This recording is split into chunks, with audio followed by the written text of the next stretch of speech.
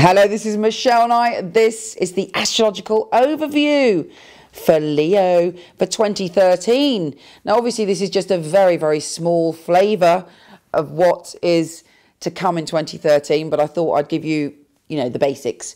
Firstly, 2013 for Leos is likely to mean that you're going down a new path.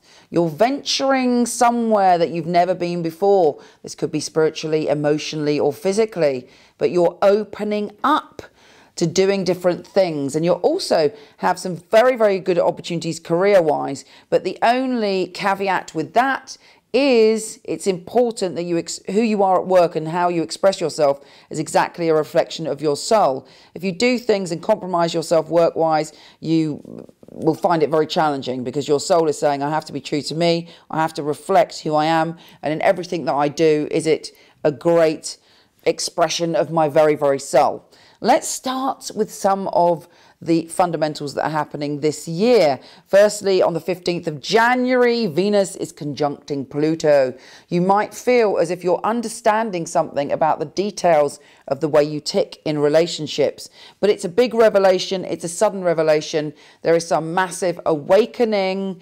And Pluto, if we ignore the message of Pluto, it can be quite harsh. So make sure that you're fully aware of any patterns or anything you're doing in connection with relationships around the 15th of January. Now, in March, Saturn, the planet of responsibility, is going backwards. And you are feeling as if you're linking in with your family in a new way. You're laying foundations. You're recommitting to somebody in your family.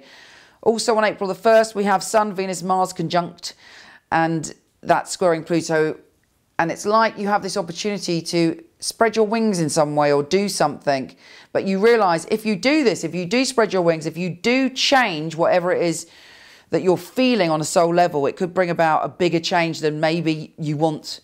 It will bring about a massive transformation. And make sure you're not being too self-critical though, and that you're looking at what you want to do and you're believing in yourself, and it isn't a negative voice going, I can't do it.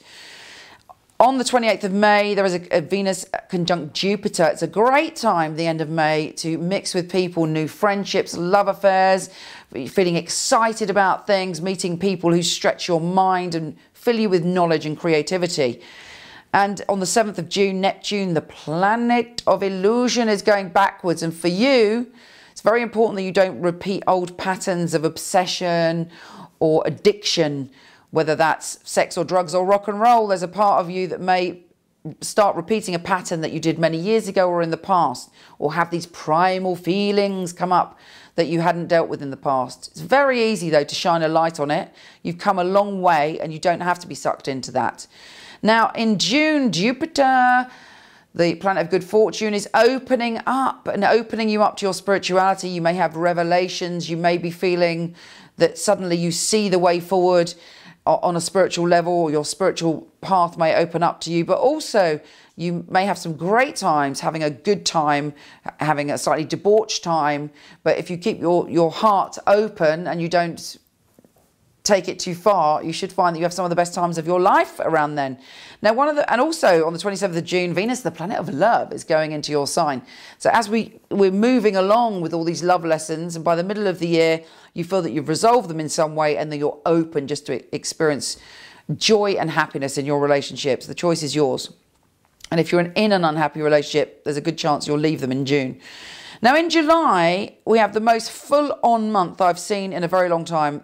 Astounding astrology that I'll have to do a whole video about separately. The most important thing, I mean, Uranus is going retrograde, Saturn's going direct, Venus is obviously on the 27th of June going in your sign, but on the 29th of July, we have a grand soul alignment. We have a Star of David appearing in the heavens and plugging us into something.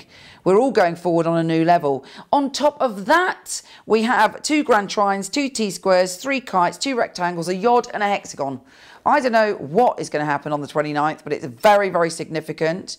Something is changing for us individually and as a whole. It's very powerful stuff. As you approach the end of the year, you're feeling much more comfortable when it comes to feeling financially and physically secure in the world. You're feeling that you've let go of a lot of your demons and a lot of shadows or a lot of things, burdens you've been carrying, and you feel very, very optimistic, and you could have a surprise journey at the end of the year. Anyway, whatever you're doing, look after yourself, believe in yourself, and trust yourself. Take care, and I'll speak to you soon.